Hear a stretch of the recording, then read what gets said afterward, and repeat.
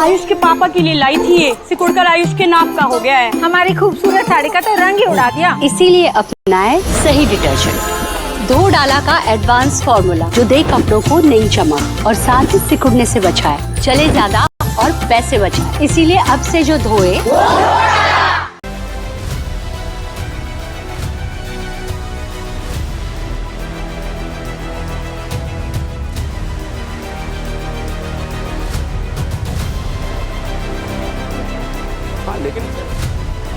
नमस्कार, बहुत स्वागत है। अभी मैं वेलकम ही कर रहा था। हाँ, हमारे आपके गेस्ट यहाँ पहुँच गए हैं। जनरल के सिन्हा हमारे साथ हैं, ग्रुप कैप्टन डी के पांडे हमारे साथ मौजूद हैं। उनके साथ हम चर्चा करेंगे। असल में अगर आप देखें, पाकिस्तान से बहुत सारी खबरें ऐसी हैं जिनमें कई चीज़ें समझने वाली हैं। जैसे मरियम नवाज 1 दर्जन में 12 होते हैं, और अगर कोई 27 लोगों को एक जगह डेलीगेशन में लेकर पहुँच जाए और वो उसकी हैसियत उस मुल्क के हिसाब से उतनी बड़ी ना हो, तो ये दूसरे मुल्क के लिए हैरान करने वाला होता है। पाकिस्तान के लिहाज से मैं क्यों कह रहा हूं आपको बताऊंगा। इसके अलावा भारत ने सिंधु जल संधि को अबेयंस में डाला है, आप सब जानते हैं, लेकिन उसके बावजूद बाढ़ को लेकर भारत ने पाकिस्तान को अलर्ट किया।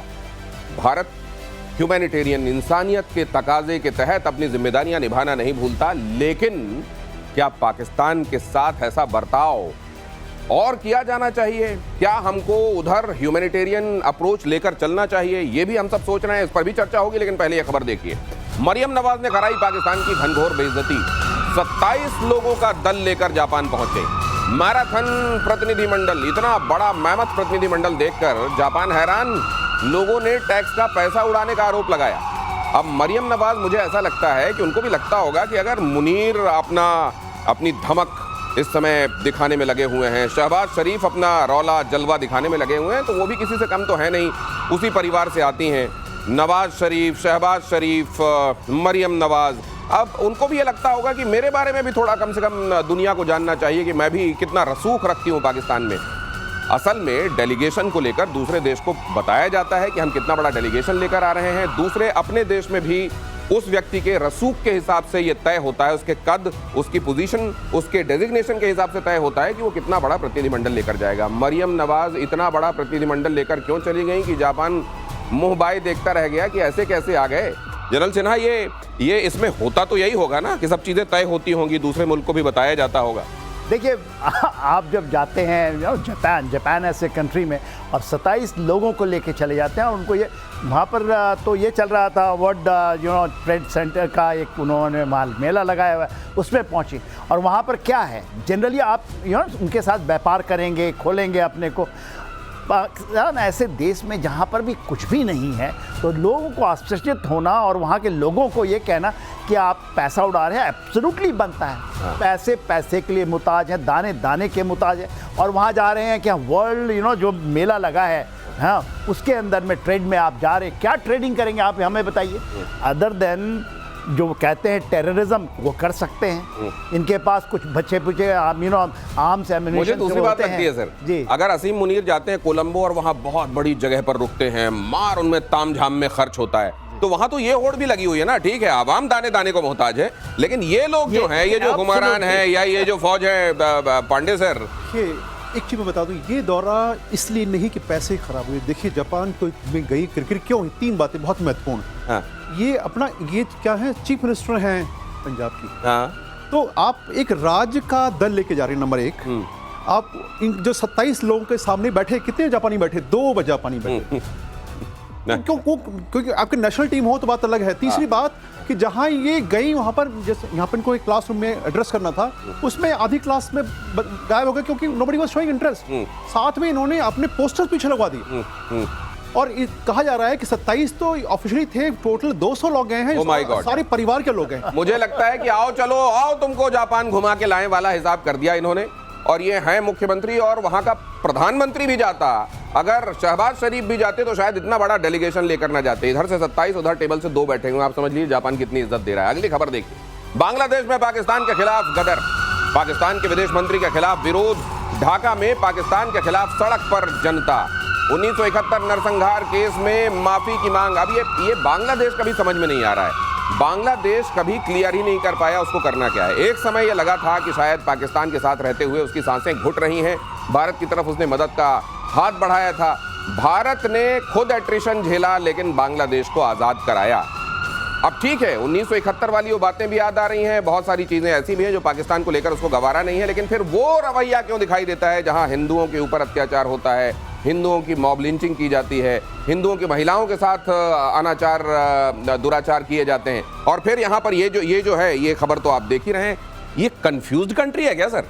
देखिए कंफ्यूज तो नहीं है, बहुत सातराना है, खासकर यूनुस के अंदर में। मोहम्मद यूनुस बहुत सातराना है, मगर क्या है, क्या अफेक्ट हुआ है? ऑपरेशन सिंदूर का अफेक्ट वहाँ दिखाई दे रहा है। उन्होंने देखा 4 दिन में लपेट दिया, क्योंकि ये भी बहुत उछल रहे थे। कभी जा करके चाइना से लेकर आ जाते थे, कभी तो इन्होंने कह दिया कि 7 जो राज हैं वो एब्सोल्युटली बंद हैं, हम उसके गार्डियन हैं। तो ये जो चीज़ें की, मगर भारत ने भी जो इनको लगाया है ना, जो चाबी लगाई है, वो उसका असर आप देख रहे हैं। क्योंकि उनके ही सलाहकार जो फॉरेन हैं सलाहकार, वो कह रहे हैं कि 3 जो शर्तें हैं, पहले तो ये माफ़ी मांगो हमारे से, फिर हमारे पर 2 शर्तें हैं। एक शर्त है कि शायद बहुत सारे बांग्लादेशी पाकिस्तान में और पैसे खा गए। 70 में बहुत बड़ी वहाँ पर त्रासदी आई थी बाढ़ की, और बहुत पैसे आए थे, वो पैसे पूरा इन्होंने गटक लिया, आज तक नहीं दिया। वो बिलियन एंड बिलियन डॉलर्स हैं, तो वो मांग रहे हैं। ये 3 शर्तें हैं। लेकिन सर अब इसमें सवाल ये है कि अगर आप शातिराना है, ठीक है, ये बात समझ में भी आती है, आ रहा हूँ पांडे सर आप ही के पास आ रहा हूँ, अगर ये शातिराना है तो कम से कम अपना भला तो कर लें। अच्छा खासा तरक्की की राह में बांग्लादेश जा रहा था, उसका मटियामेट कर लिया। अब इनको कुछ एक चीजें याद आ रही हैं, उस राह में बढ़ते चलते ना फिर जिसमें आगे आप जा रहे थे। देखिए, जो इस समय बात हो रही है बांग्लादेश की, इसके पीछे 2 चीजें हैं। बांग्लादेश में चुनाव की घोषणा हुई है कि भाई हम फरवरी में चुनाव कराएंगे।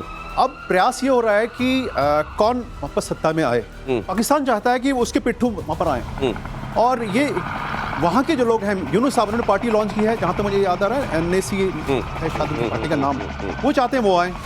जबकि BNP वहाँ ऑलरेडी है, और इस्लामी पार्टी जमात इस्लामी, 2 पार्टियाँ ऑलरेडी वहाँ पर रेस में हैं। तो अब ये है कि अगर पाकिस्तान भी दखल देता है और उनकी पार्टी वहाँ बिठाने का प्रयास करता है, तो सीधे से दखल होगा। तो कह रहे हैं भाई इनको दूर रखो। तो दूर रखने का सबसे अच्छा तरीका क्या है? 71 के जो हमारे वो हैं, 71 का तकाजा करने लगो। तो ये चुनाव को सामने रखकर असल में देखा जा रहा है। और एक बात जनरल सिन्हा ने बड़ी महत्वपूर्ण कही कि बांग्लादेश को अगर आप समझ रहे हैं कि वो असल में उसको अपने जख्म याद हैं, वो जख्म जो उसको पाकिस्तान ने दिए नहीं, तकाजा यहाँ शातिराना है, तकाजा सामने चुनावों का है, और तकाजा अपने यहाँ की जनता को भी कंफ्यूज करने का है। ये खबर देखिए जरा, अब अगली खबर, पाकिस्तानी परमाणु वैज्ञानिक अब्दुल कादिर खान पर बड़ा खुलासा। AQ खान, साल 2000 में इजरायली खुफिया एजेंसी मोसाद ने AQ खान को मारने का प्लान बनाया था। मोसाद के मिशन के लिए तैयार टीम का नाम था किडोन। किडोन किसी दक्षिण एशियाई देश में यात्रा के दौरान AQ खान की हत्या करने वाला था। इजराइल को शक था कि खान ईरान को एटम बॉम्ब बनाने के लिए मदद कर रहे हैं। मोसाद के पूर्व चीफ शब्ताई शावित के इंटरव्यू से खुलासा, अमेरिकी हस्तक्षेप से मोसाद ने मिशन को बीच में रोक दिया। अब ठीक है, AQ खान आप जानते हैं सबसे शातिराना वैज्ञानिक, वो जिसने पाकिस्तान को परमाणु संपन्न बनाने के लिए जिसने सबसे पहले सोचा, जिसने उस दिशा में काम करना शुरू किया। आप जानते हैं कि इन्हीं के बालों की कतरन को देखकर यह पता किया गया था कि कहूटा में कहां पर यह काम चल रहा है, और भारत ने वक्त रहते पता कर लिया था। लेकिन अच्छी बात हुई कि मोसाद ने नहीं मारा, खुद पाकिस्तान वालों ने AQ खान को ठिकाने लगा दिया था। एब्सोल्युटली, उनको नजर बंद करके रखा था पाकिस्तान वालों ने।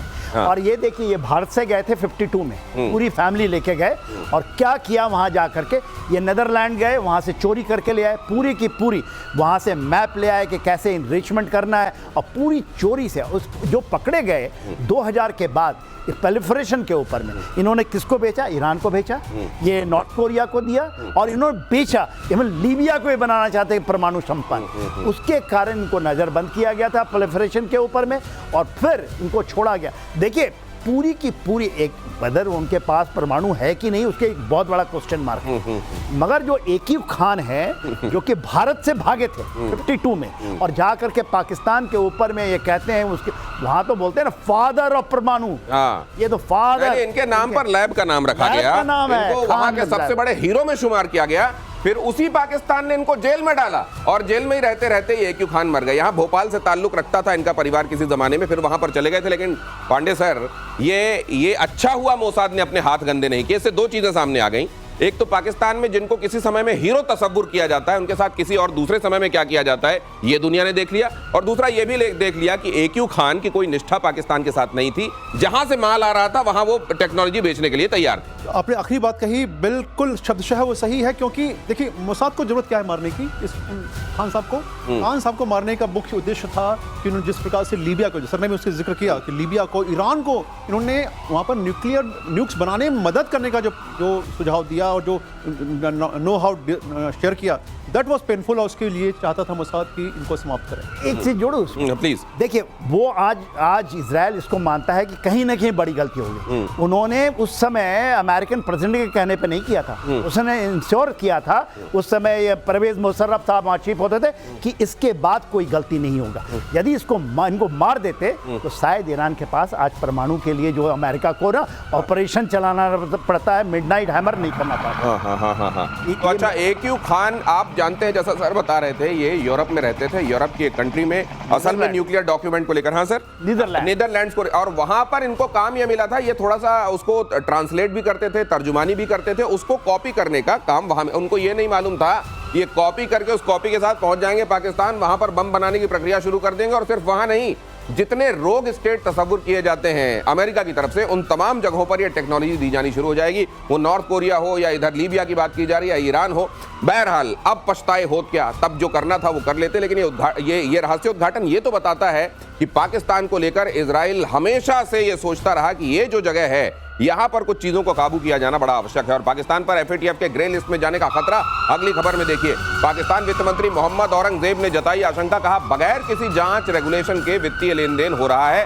दरअसल पाकिस्तान के अंदर आतंकियों को फंड देने के लिए भारी पैमाने पर बगैर किसी रेगुलेशन के फंड का ट्रांसफर किया जा रहा है, और इसकी वजह से FATF की उस पर कड़ी नजर है। अब मुझको लगता है पाकिस्तान में दो तरह के लोग जानबूझकर रखे गए हैं, एक तो वो जो आतंकियों को मदद करते रहे फंड देने के नाम पर, और दूसरे वो जो बीच बीच में सीटी बजाकर ये संदेश देने की कोशिश करेंगे, नहीं हम देखिए यहाँ पर हर गड़बड़ में निगाह रखे हुए हैं। FATF का नाम जरूर लिया जा रहा है, लेकिन ये पाकिस्तान में सारे लोगों को पता है कि आतंकियों तक पैसा पहुंचेगा, उनको भी पता है जिन्होंने FATF के जरिए ये मदद किसी जमाने में पेश की है। और सर मुझको ये लगता है कि ये केवल दिखाने के लिए ये कर दिया गया कि नहीं हम बड़े जागरूक हैं, आतंकियों तक पैसे नहीं पहुंचने, ना तो FATF की कोई फर्क पड़ रहा है, ना अमेरिका को कोई फर्क पड़ रहा है, ना आतंकियों की फंडिंग में कहीं रुकावट आने वाली है, ऐसा लगता है। देखिए दिनेश, जो जकात ये कर रहे हैं वो डिजिटल, और वो फेक ID बनाते हैं और एग्जैक्टली 15 दिन के बदल देते हैं, पूरे पैसे को कन्वर्ट करते हैं, और ये पूरा जो मरकज चला रहे हैं, दो मरकज जो पैसे बना रहे हैं, वो मरकज सुभान अल्लाह, मरकज तौबा, दोनों लश्कर के हैं, और मरकज सुभान अल्लाह, मरकज तौबा, जो एक तो लश्कर का है, एक लश्कर तौबा का है, तो दोनों के पास पैसे बन रहे हैं। उसके अलावा क्रिप्टो, जो क्रिप्टो घुसा है, वो कहते हैं कि ड्रग के मनी पूरे के पूरे क्रिप्टो के साथ आएगा, और even they are getting in the crypto. जो क्रिप्टो है ना, अब आपका नाम तो डोनाल्ड ट्रंप साहब का भी आ रहा है क्रिप्टो में, तो वो मेन चीज है कि कैसे ड्रग का मनी क्रिप्टो के अंदर जाए और कैसे इनका। तो फिर अगर क्रिप्टो में ट्रंप साहब शुमार हैं, क्रिप्टो में पैसा लग रहा है, ड्रग मनी को पूरा परिवर्तित किया जा रहा है क्रिप्टो के जरिए, FATF हो या कोई भी इस तरह की इंटरनेशनल संस्था, आप जानते हैं अमेरिका का कितना उस पर इन्फ्लुएंस रहता है, ऐसे में पाकिस्तान को क्यों चिंता करना चाहिए? ठीक है आ रहा पैसा, देते जाओ आतंकवादियों को। देखिए चर्चा में क्यों आए ये विषय, इसलिए कि मीटिंग इनकी चल रही है FATF की, आज आखिरी दिन है, और ये मुद्दा था कि क्या पाकिस्तान को हम ग्रे लिस्ट से ब्लैक लिस्ट में डाल दें, और 3 देशों ने इस समय FATF का जो बॉस चेयरमैन है वो चाइना है, तो चाइना का हमेशा साथ रहा है, वो कहता है कि चट्टान से भी मजबूत और हिमालय से भी ऊंची हमारी दोस्ती है, तो उनका साथ मिला, जो वीटो किया गया, और 27 पैरामीटर्स हैं जिसमें से कि 13 ही ये कामयाब हो पाया पाकिस्तान उसको फॉलो करने में, वो वीटो ग्रिल लिस्ट से बाहर नहीं निकल पाया, वो चाहता है ग्रिल लिस्ट से बाहर निकलना। तो पाकिस्तान के साथ टर्की जिसके कि उसके सामरिक संबंध हैं, मलेशिया जिसके उसके व्यापारी संबंध हैं, इन तीनों ने वीटो किया और पाकिस्तान के साथ कहा कि नहीं, इनको ब्लैक लिस्ट में जाने की जरूरत नहीं है। ध्यान रहे कि FATF जो है वो सर्वसम्मति के आधार पर आगे बढ़ता है। अभी इनकी मीटिंग, अभी देखिए हटे नहीं है काले बादल, फरवरी में इनकी मीटिंग, पहली मीटिंग दोबारा है, और उसमें डिसाइड किया जाएगा कि क्या ये जो उनको टाइम दिया जा रहा है कि भाई आप इस जो बाकी 14 फैक्टर्स पैरामीटर्स हैं उनको फॉलो करो, उनको आप एक्शन लीजिए उस पर, तब हम डिसाइड करेंगे कि आपका भविष्य क्या हो। तो अभी ये काले बादल गए नहीं हैं, और निश्चित रूप से एक अपने आप में शर्मनाक बात है।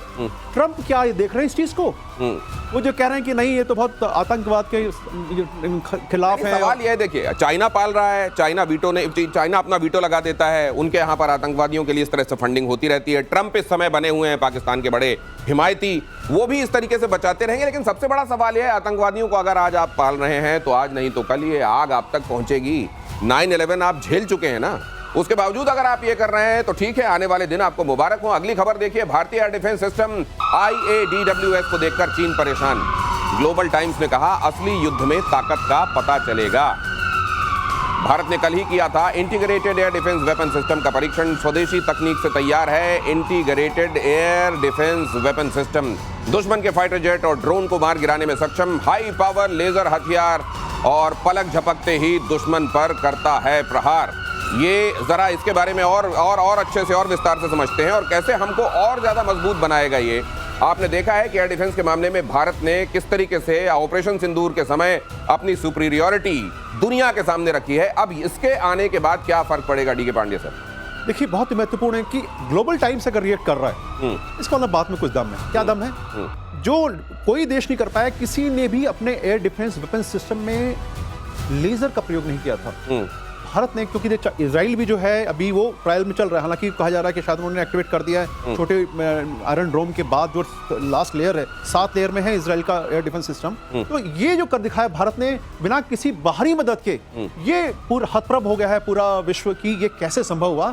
और ये IDS कहा जा रहा है, प्रधानमंत्री ने घोषणा की 2035 तक इसको करना है।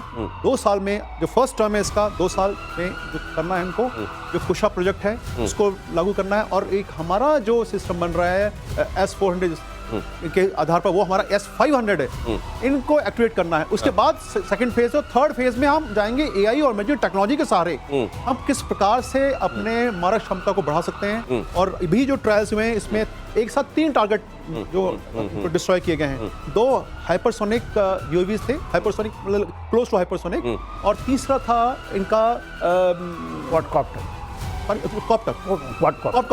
तो ये देखिए क्यों इनका जिक्र किया जा रहा है। आप ये जो कह रहे हैं सर कि एक तो ये मजबूती है भारत की, भारत ने ऑपरेशन सिंदूर के दौरान दुनिया को बताया है कि वो किस तरह से कैपेबल है। और अगर चाइना ग्लोबल टाइम्स से कह रहा है कि देखिए एक बहुत महत्वपूर्ण लीप है, तो आपको ये समझना चाहिए कि कितना महत्वपूर्ण कदम भारत की सुरक्षा के हिसाब से ये है। जनरल सिन्हा, देखिए जो मेन इंपॉर्टेंट चीज है, 15 तारीख को अनाउंस करते हैं सुदर्शन चक्र, मिशन सुदर्शन चक्र। भारत के प्रधानमंत्री ने लाल किले की प्राचीर से ये बात कही थी। 8 दिन के अंदर में इंटीग्रेटेड वेपन सिस्टम जो आप करते हैं, air defence integrated weapon system, और लेजर ठोक देते हैं, तो ये 8 दिन में तो हुआ नहीं होगा। तो आप सोचिए, पैर के जले तो जमीन गिर जाएगी। और बात ये है कि लेंथ एंड ब्रेथ पूरा इंक्लूडिंग मैरिटाइम डोमेन के अंदर में 140 करोड़ जनता के लिए ये बन रहा है। और ये आपका 10 साल का समय दिया गया है। एक भी VA VP इंक्लूडिंग हमारे कोई हेरिटेज साइट्स है, हमारे इंपॉर्टेंट जगह हैं, पूरे इंस्टॉलेशन इसको बचाने का, इंक्लूडिंग जो लिविंग एरियाज हैं। तो ये इतना और इसमें 7 लेयर की ये बात कर रहे थे, शायद ये तो 3 लेयर से शुरू हुआ है, इसमें 3 लेयर ऑलरेडी आ चुका है। आपने बताया एक तो लेजर, इसके अंदर में एक है जो कि उसको ये कह रहे हैं ये मिसाइल सिस्टम है, मिसाइल सिस्टम है। उसके बाद शॉर्ट रेंज जो absolutely quick response and short range वाला जो आ रहा है, तो 3 लेयर तो टेस्टिंग हो चुका है और इसका इंटीग्रेशन भी होने वाला है। इसके बाद ये जाएगा हमारे तीनों सेनाओं के पास जाएगा और इसकी बहुत बारीकी से ग्राउंड टेस्ट होगा। अभी तो केवल हमारे फ्लाइट मोड का ये हुआ है, एक टेस्ट हमने एक दिखाया है पूरा, और विश्व आश्चर्य। 8 दिन के भीतर अगर इतने स्पीड से भारत ये काम कर रहा है, इसका मतलब ये तैयारी पहले से चल रही थी। इसलिए भारत जिसको कहते हैं is hitting the ground running, मतलब आप पहले से तैयारी कर रहे हैं और आप जैसे ही आए आपने 8 दिन के अंदर भारत के प्रधानमंत्री ने जो कहा उसका एग्जीक्यूशन शुरू कर दिया है। भारत के महत्वपूर्ण इंस्टॉलेशंस, भारत की महत्वपूर्ण बस्तियां, जहां जहां पर जनसंख्या घनत्व है, उन तमाम जगहों को सुरक्षा देने का काम ये चक्र करने वाला है। और इस समय जिसकी बात भारत के प्रधानमंत्री हमेशा करते हैं, स्पीड और स्केल बड़ा कीजिए और तेजी के साथ कीजिए। भारत की डिफेंस जो सर्विसेज हैं वो ये दिखा रही हैं कि हम इसके कैपेबल हैं। और इजराइल भारत की दोस्ती से एशिया में एक नया समीकरण उभर रहा है। मेक इन इंडिया के तहत रक्षा क्षेत्र में नई उड़ान, इजराइल के साथ मिलकर और हथियार बनाएगा भारत। हथियारों का भारत में ही होगा उत्पादन। बहुत सारे हथियार ऐसे हैं जो इजराइल के साथ, और इजराइल आप जानते हैं करगिल की जंग रही हो या महत्वपूर्ण मौके, इजराइल ने एक महत्वपूर्ण साथी के तौर पर भारत का हमेशा साथ दिया है। और इसलिए रक्षा क्षेत्र में जब दोनों मिलकर काम करते हैं तो ये बहुत बड़ा मैसेज भी होता है। मैसेज क्या होता है और ये जब कल्मिनेट करेगा तो भारत को किस तरह की मजबूती मिलेगी, आइए समझते हैं सर। देखिए, स्पाइक का नाम आपने 2 दिन पहले बताया था, जो हमारा एंटी टैंक जो डिफेंस सिस्टम है वो आ रहा है।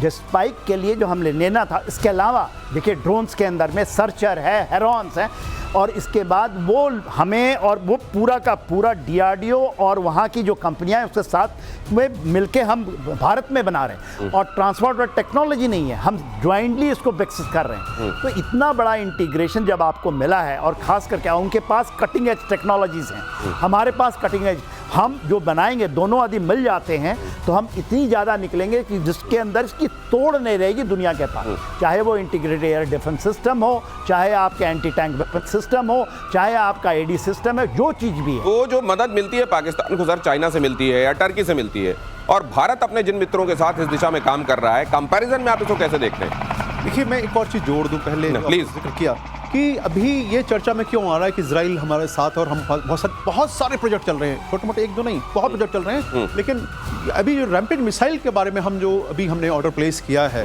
वो बेसिकली मुद्दा ये है कि उसको हम भारत में बनाने जा रहे हैं। हालांकि वो कोविड के बाद से हमारे पास ये मिसाइलें आई हैं और हमने ऑपरेशन सिंधु में इसका बहुत प्रयोग किया है। अब जब भारत में बनेंगी तो नेचुरली जो TOT होगा उसका हमारे लोगों को और कामकाज मिलेगा, नौकरी मिलेगी।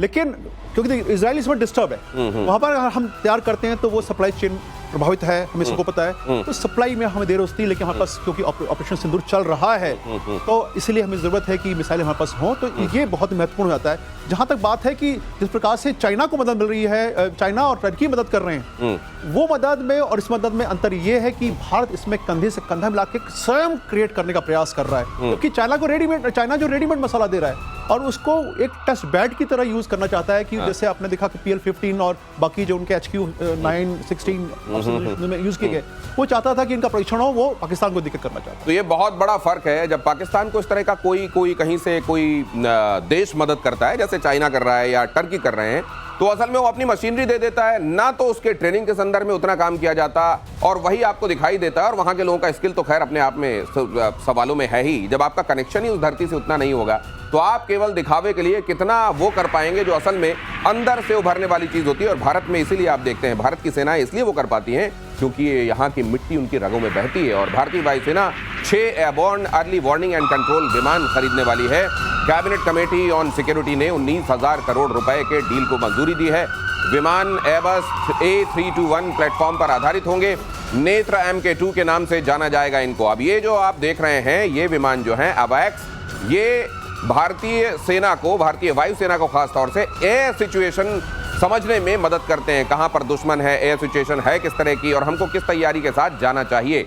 भारत ने पाकिस्तान के अवैक्स को ऑपरेशन सिंदूर के दौरान ध्वस्त करने का काम किया था और भारत अपनी आसमानी आंखों को और महत्वपूर्ण और क्षमतावान बनाने वाला है। सर, इससे क्या फर्क पड़ेगा? देखिए, नेत्रा जो है, नेत्रा 2 है, ये हमारा इंडिजिनस इसके अंदर में other than the Airbus platform वो है। पूरे चीज देखिए, इसके अंदर में रडार्स होते हैं, सेंसर्स होते हैं और एक दो रडार नहीं होते हैं। और ये तो एकदम मूविंग प्लेटफॉर्म है जो आपको नेत्र जो आपको दिखाता है। और एक एक नहीं 8 कि हमारे तो एक ज़माने में केवल 3 ही थे, अब आप बताइए 8 तो हम ले रहे हैं। इसके अलावा हमारे पास बहुत बड़ी संख्या है। तो ये आपको पूरे चीज़ के अंदर में अपने को ये बनाना है तो आपको सबसे पहले आपके years and eyes should be on the ground. और इसकी इंड्योरेंस इतनी ज़्यादा है, एक बार आपने हवा में उड़ गया तो कोई चीज़ को भी देख सकता है बहुत दूर। पाकिस्तान को तो लेंथ एंड ब्रेथ पूरा, इवन चाइना के लेंथ एंड ब्रेथ देख सकता है, इंडियन ओशन रीजन में देख सकता है। यदि 8 हफ्ते, मतलब आप ये कह रहे हैं कि इसमें जितनी मशीनरी लगी हुई है other than the aircraft itself, वो सारा भारतीय, हमारा डोमेस्टिक है, हमारा स्वदेशी है। अगर ऐसा है, इससे कितना फर्क पड़ता है DK पांडे सर, क्योंकि आप एयरफोर्स रिप्रेजेंट कर रहे हैं यहाँ चर्चा में, मुझे ये बताइए कि ये विमान कोई भी हो सकता है या ये भी सोच समझ कर लिया जाता है? देखिए, बहुत महत्वपूर्ण है कि हम प्लेटफॉर्म, रियल प्लेटफॉर्म यूज कर रहे हैं, क्या वो कैपेबल है सस्टेन करने के लिए? आवाज में एंडोरेंस उसका होना चाहिए, नंबर 1। नंबर 2, वो उसमें वो सारा साजो सामान आना चाहिए ना, रडार सिस्टम वहाँ पर आना चाहिए, प्रोसेसिंग सिस्टम आना चाहिए, वहाँ पर ऑपरेटर बैठेंगे जो कि कंट्रोल, देखिए अर्ली वार्निंग नहीं है, कंट्रोल सिस्टम भी। कंट्रोल मीन्स कि आप कंट्रोल कर रहे हैं पूरे एयर सिचुएशन को, मतलब आप लड़ाई लड़ सकते हैं। तो ये सुविधा के लिए जरूरी है कि उतना वॉल्यूम हो, स्पेस हो। अब महत्वपूर्ण ये है कि ये क्यों हमारे लिए जरूरी है। सबसे बड़ी बात यह है कि ये बहुत लंबे समय से भारतीय वायुसेना इसकी प्रतीक्षा में थी कि हमें अवैक्स मिले जाए, early warning system, aerial platform मिलें। क्योंकि हमारी जो डिटेक्शन कैपेबिलिटी है वो इन्हांस हो जाएगी। दुश्मन हमारे पर कब प्रहार करेगा हमें पहली खबर मिल जाएगी तो हम चौकन्ने हो जाएंगे। एयर डिफेंस ये कोई भी ऑपरेशन हो उसमें रिएक्शन टाइम बहुत इंपॉर्टेंट होता है। तो वो देखते हुए ये जरूरी है कि ये हमें उपलब्ध हो और उसके मदद से हम आगे उनके ऊपर मारक क्षमता को बढ़ा सकें। जब वॉरफेयर में आप देख रहे हैं कि आसमान से ही ज्यादातर थ्रेट आ रहे हैं, वैसे आसमान में आपकी निगाहें और तेज होनी चाहिए और इसीलिए भारत अपने नेत्र को और बढ़िया करने में लगा हुआ है और इसीलिए देख रहे हैं आप ये airborne early warning and control command system. अगली खबर यह है, मंगलवार को भारतीय नौसेना को मिलेगी नई ताकत। INS उदयगिरी कमिश्निंग के लिए तैयार है। विशाखापट्टनम में युद्धपोत की commissioning, stealth design, ultra modern तकनीक से लैस। और मैं तो बार बार प्रतिशोध में इस बात को कहता हूं जब आपको ये खबरें बताता हूं कि आप देख रहे होंगे भारत अपने आप को सुरक्षित, मजबूत, आत्मनिर्भर करने की दिशा में कितनी तेजी से काम कर रहा है। हर दिन आपको ये कोई ना कोई नई टेक्नोलॉजी के बारे में पता चल रहा होता है, कोई ना कोई नई मैन्युफैक्चरिंग के बारे में पता चल रहा होता है। हर दिन आप ये देख रहे होते हैं कि भारत किस स्पीड से काम कर रहा है और पिछले करीब एक दशक में ये बहुत महत्वपूर्ण परिवर्तन आया है। पहले जो कई दशकों में हुआ करता था वो अब कुछ सालों में होना शुरू हो गया। मैं ठीक कह रहा हूं सर? एब्सोल्युटली। देखिए जो आ रही है ये मल्टी मिशन फ्रिगेट है और स्टेल्थ, आप स्टेल्थ का मतलब है वो छुपा रहेगा। ये इसका मतलब बियॉन्ड कोई एनिमी का इवन विजुअल रेंज है, डिटेक्शन रेंज है, उसमें भी यदि मतलब ये नजर नहीं आएगा, नहीं नजर आएगा। हाँ। तो देखिए सतह के ऊपर रहते हुए भी पनडुब्बी की तरह नजर नहीं आएगा, ये समझ लीजिए जी। सबसे बड़ी बात ये और देखिए मैरीटाइम डोमेन में इंडियन ओशन रीजन के ऊपर में तो आज तो सभी मानते हैं कि हमारी जो मैरीटाइम शक्ति है इतनी उभर के आई है।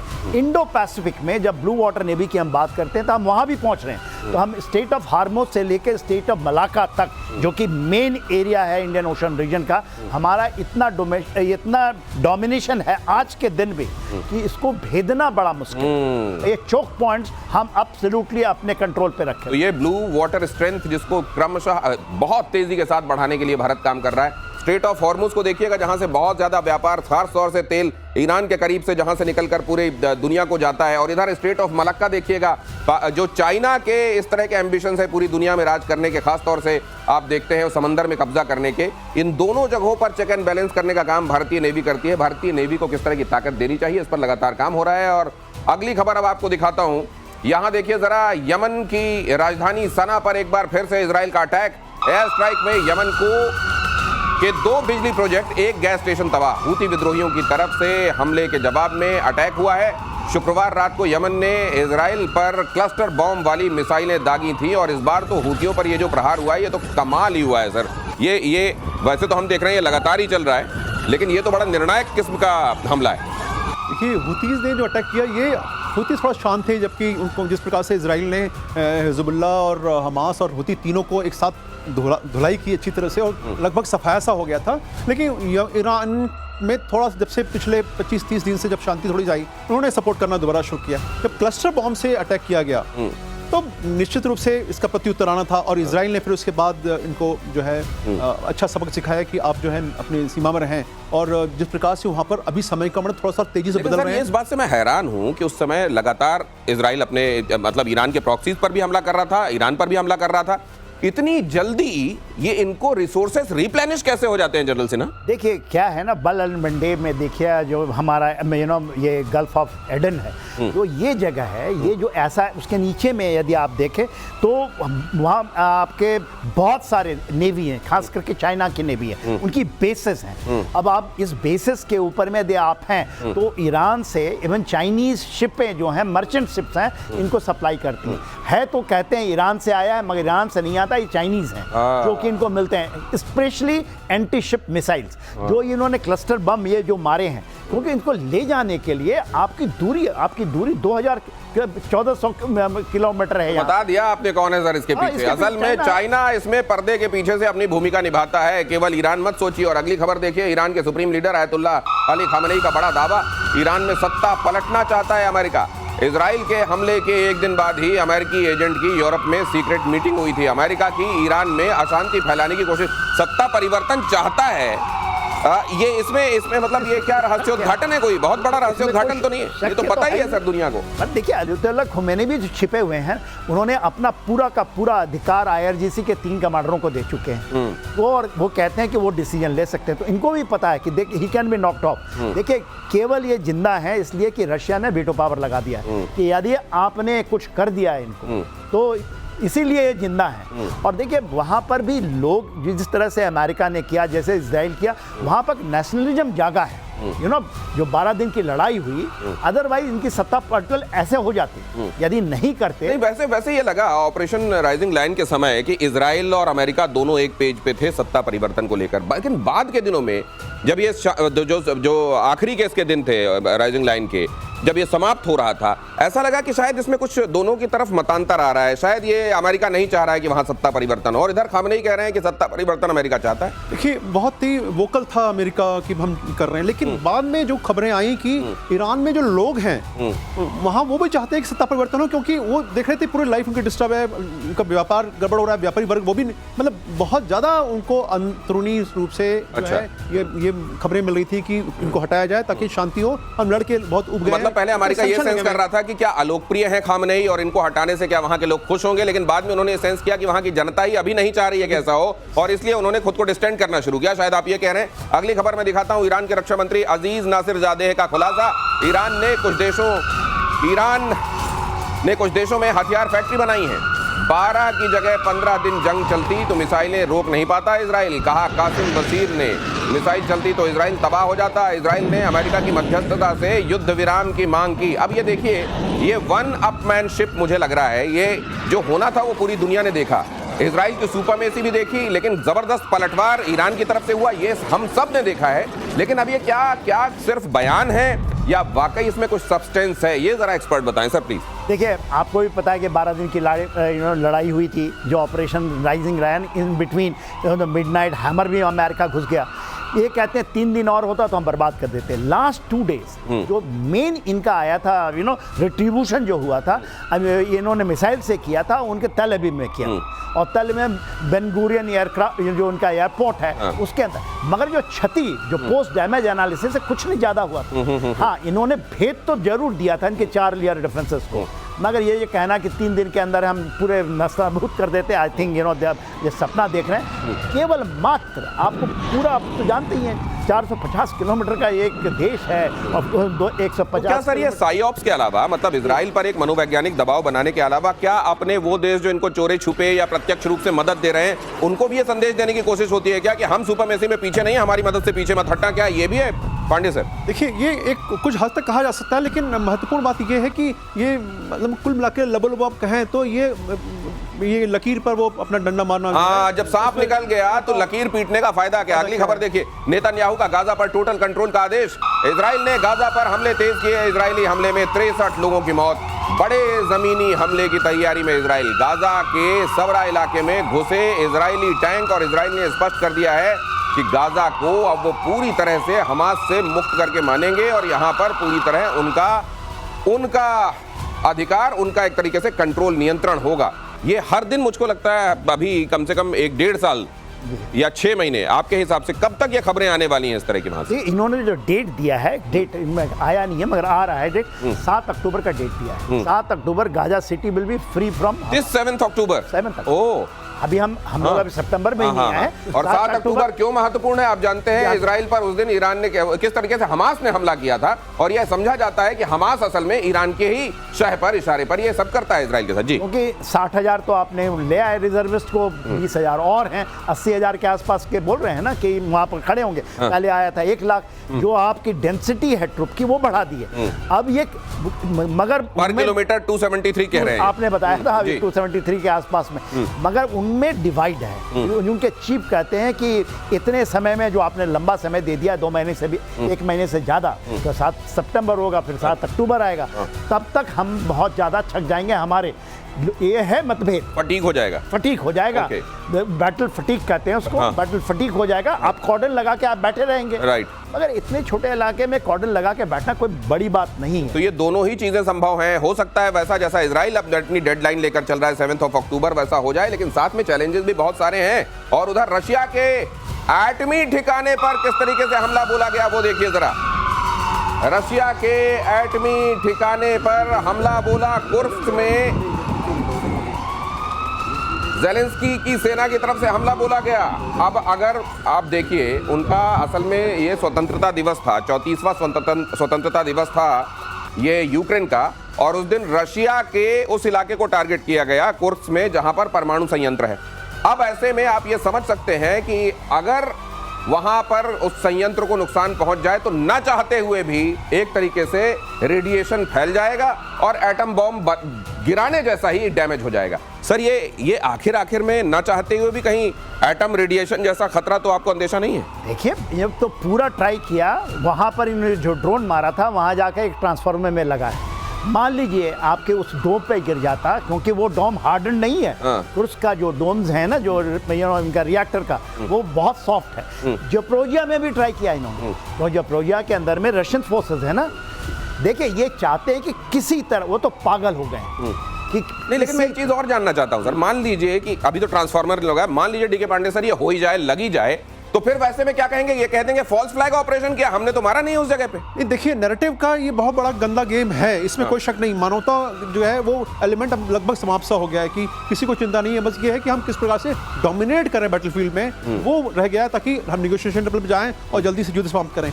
ये सब बातें कहने के लिए है, लेकिन ग्राउंड जो रियलिटी ये है कि निश्चित रूप से डैमेज होता है, उसका रेडिएशन होता है, जो हमने नागासाकी और हिरोशिमा के अभी तक हम उसको झेल रहे हैं। चेरनोबिल देख लिया है उस इलाके ने, वो देखा है वहां पर कि दुर्घटनाएं भी होती हैं तो फिर किस तरह से पीढ़ियां भुगतती हैं। तो अगर मान लीजिए इसको दुर्घटना ही मान लिया जाए कि आपका ये था कि कुर्स्क पे हम हमला करेंगे, लेकिन हम संयंत्र पर, परमाणु संयंत्र पर हमला नहीं बोलेंगे, लेकिन कोई मिसाइल आपकी चली गई अगर, तो फिर क्या कीजिएगा बाद में? बस तो इसी तरह से पल्ला झाड़िएगा कि तो फॉल्स फ्लैग ऑपरेशन था और रशिया ने कर दिया होगा, हमारा हाथ नहीं था। लेकिन मानवता तो इससे सफर करेगी। और अब ये डर लगने लगा है दुनिया को, इतनी लंबी खिंच गई है लड़ाई कि इसको निर्णायक तरफ ले जाने के चक्कर में कहीं किसी देश की तरफ से गलती हो ना जाए। और भारत ने पाकिस्तान को भेजा अलर्ट। अगली खबर देखिए, पाकिस्तान को बाढ़ की चेतावनी भेजी, बाढ़ के खतरे से पाकिस्तान को आगाह किया। जम्मू की तवी नदी में अचानक बाढ़ आई। भारत ने कहा यह कदम पूरी तरह से मानवीय सहायता के मकसद से उठाया गया। अब आप जानते हैं कि जो सिंधु जल समझौता है, भारत ने उसको अबेयंस में रख दिया है। भारत ने कहा है फिलहाल ये लागू नहीं होगी। क्यों लागू नहीं होगी? क्योंकि इसमें रिव्यू किए जाने की, पीरियोडिक रिव्यू की जरूरत थी। और उस समय भी जब ये संधि की गई थी, इसको एक तरफा किया गया था। ये भारत के हितों को ध्यान में रखते हुए नहीं किया गया था। ये भारत के प्रधानमंत्री कई बार भारत को बता चुके हैं, लाल किले की प्राचीर से भी इसका जिक्र हो चुका है। तो फिर ऐसे में ये अलर्ट किया जाना, असल में तो वहाँ के लोग, वहाँ का खासतौर से जो सत्ता तंत्र है वो डिजर्व तो नहीं करता कि उसको अलर्ट किया जाए। लेकिन भारत फिर भी इंसानियत का हिमायती रहा है। भारत फिर भी वसुधैव कुटुंबकम का भरोसा करने वाला देश है। लेकिन क्या ये आने वाले दिनों में काफी किया जाएगा या वन ऑफ था इसलिए कर दिया गया? सर आपको क्या लगता है? मेरे ख्याल से देखिए, 700 लोग मर चुके हैं, 1000 से ज़्यादा घायल हैं पाकिस्तान के अंदर में। तभी एक ऑफ द तभी मेन रिवर नहीं है, तभी वो है ट्रिब्यूटरी है, one of the tributary of Chenab. तो उसके ऊपर मेरे ख्याल से करना चाहिए। देखिए, हम लोगों का इतिहास है और हमारी अपनी है। हमने 93,000 इनके सोल्जर्स को निकाल दिया जो हमारे लोगों को कत्लो-गारत किए थे। हमने ये किया है, इसलिए भारत महान होता है। देखिए, हमने कह दिया है, इसमें हमारे इंटरनेशनल कोर्ट ऑफ जस्टिस से भी आया था कि इसको आप खोलिए। नहीं, ठीक है। अब दूसरी तरह की बात है। अब ये है कि भारत अगर ये करेगा ना, तो ये किसी संधि के तहत नहीं हो रहा है। संधि तो अबेयंस में है। ये हमारी दयानतदारी है, ये हमारी अच्छाई है कि हम आपको अलर्ट कर रहे हैं, और जब तक हमको अच्छा लगेगा हम ये करेंगे। हमारे ऊपर ये कोई मजबूरी नहीं है। मुझको लगता है ये डिफरेंस है सर। देखिए, एक और मैं उदाहरण दूंगा कि टर्की में जो अर्थक्वेक आया, टर्की हमारा कितने वर्षों से हम देख रहे हैं, पिछले 5-6 सालों से खुले तौर पर ऑपरेशन दोस्ती हमने किया वहां। हमने किया। तो हमने एक बताया कि भारत एक बहुत मेच्योर कंट्री है और वसुधैव कुटुंबकम जिसका आपने जिक्र किया, हम उस नीति में पूर्णतः विश्वास, हमारे डीएनए में है वो। लेकिन साथ में वो भी संदेश दिया गया उनको कि हम चाहें तो अगर नहीं करते तो आपको क्या होता है वो भी सोचिए। इस वक्त ध्यान रखिए, अभी भी समय है, अक्ल आ जानी चाहिए। लेकिन अब भलाई जो है वो मजबूरी में किसी संधि के तहत नहीं होगी। भलाई का हमारा मन है तो हम करेंगे, नहीं है तो नहीं करेंगे। अगली खबर ये, 2 दिन के गुजरात दौरे पर पहुंचे प्रधानमंत्री नरेंद्र मोदी। वो पूरी खबर मैं आपको बताने वाला हूं आगे कि वहां क्या क्या मिलने वाला है गुजरात को। मैं इसलिए पहले से टीज कर रहा हूं, कहीं जाइएगा मत। प्रतिशोध फिलहाल समाप्त हो रहा है, खबरों का सिलसिला समाप्त नहीं हो रहा है। बहुत धन्यवाद sir, thank you so much.